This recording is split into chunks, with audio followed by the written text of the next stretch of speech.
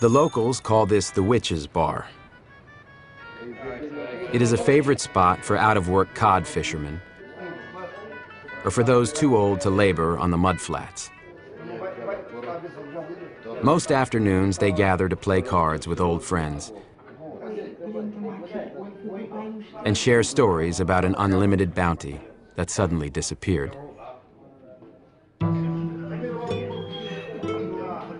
Later in the day, perhaps after a few drinks, their thoughts become more wistful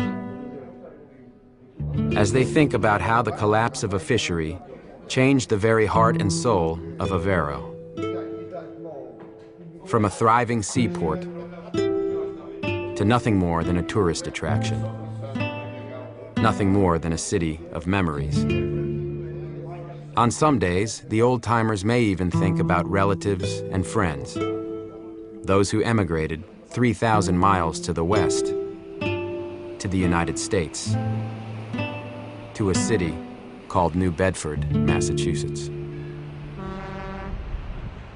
They came here by the tens of thousands, and for over 3 centuries, Portuguese whalers and cod fishermen did well. To an outsider, New Bedford still looks like a thriving city. But if you take a closer look, it soon becomes clear that it's anything but thriving. The members of New Bedford's United Fishermen's Club have much in common with the patrons of the Witch's Bar back in Aveiro. They speak the same language and celebrate with great passion an independent way of life. Unfortunately, they too are victims of the collapse of the cod fishery. New Bedford has one of the highest rates of unemployment in the country. Many fishermen are angry and often ask each other in frustrated candor, how could we have ever let the cod disappear? Dave Martins is looking for answers. Dave is a research biologist with the University of Massachusetts. He often goes out with local fishermen, trying to find out exactly what went wrong.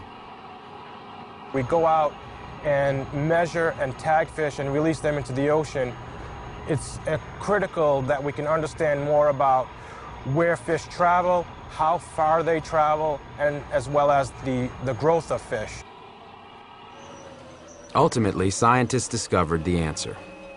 The fishermen of New Bedford were simply too good at catching fish. I think no one really realized that cod were going to collapse and stay down for so long. If the water wasn't there hiding all these things that we're doing, a lot of us would really be appalled. Just as we were appalled when we learned about the fact that the buffalo herds were being destroyed, the fact that the flocks of passenger pigeons and waterfowl that darken the skies were no more. It's the same exact mentality, it's just moved away from the land into the sea.